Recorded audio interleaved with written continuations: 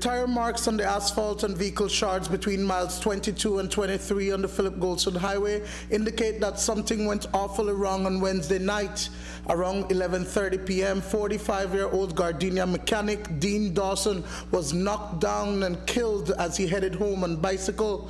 The impact sent Dawson's body crashing into the windshield of the Isuzu D-Max before hitting the pavement some yards away. The vehicle ended up in bushes off the road. Upon the arrival, police observed a burgundy Isuzu D-Max bearing license plate BZB 2029, which is the property of the government of Belize, on the left side of the highway in the direction of Ladyville in some bushes with its front portion completely damaged. Furthermore, about 50 feet from the vehicle, the motionless body of a brown complexion male person dressed in purple t-shirt and a long jeans pants was seen lying face down on the same side of the road. About 28 feet away from him was a blue and white bicycle completely damaged. Dawson was hit a couple miles from where he lived. The family was initially told that he had been shot and hurried to the scene to find his body face down across the right-hand side of the road. When I got out there, I honestly thought it was a hit and run because I wasn't aware that the vehicle involved was out there, either was a driver. So I saw it and I said, you know what, they knocked him down, they killed him. So immediately I thought it was a hit and run when I got at the scene. He was lying face down and one of his hands was broken, one of his foot was broken, and his clothes ripped, and injury to the back of his head. He was bleeding from his nose, from his mouth, and just lying face down, motionless. The driver of the vehicle is 34-year-old Orange Walk resident Dorian Pakeman, the director of the government press office.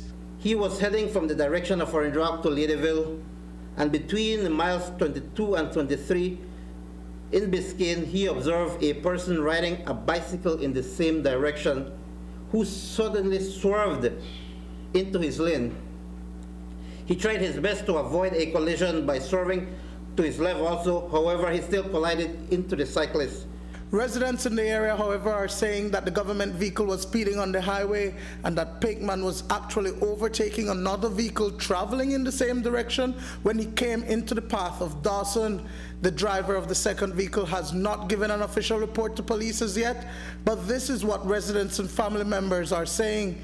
We were told that apparently the allegedly driver, he was coming from the direction of Orange Walk, and there was a vehicle in front of him as well, and he was driving, and apparently he decided to overtake. And when he overtook and went on the other side of the road, that was when he hit Mr. Dawson. And I must say this, and I will say this, that he had to be driving at a high speed. It doesn't take a rocket scientist to figure that out, because the damages that that vehicle sustained, it was total. Just a vehicle that was coming the direction, the vehicle overtake him, and he was the one that see what happened. So the vehicle was overtaking another vehicle? Overtake another vehicle. And then that was the vehicle that say what happened. That person didn't stay around, that person left afterwards? Yeah, he left. Before police reached? Yeah. Investigation into this fatal RTA continues, and Pakeman has since been served with a notice of intended prosecution. The scene was processed, sketch plan drawn. A notice of intended prosecution has been served upon Mr. Dorian Pakeman, who has also offered a cash-on statement.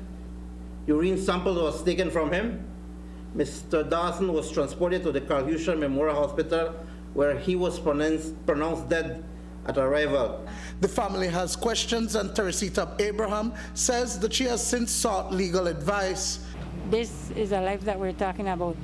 Dean has family members that loved him. He had kids, and he's not an animal. He's not a dog. It's not that you knock down a dog and leave him on the roadside.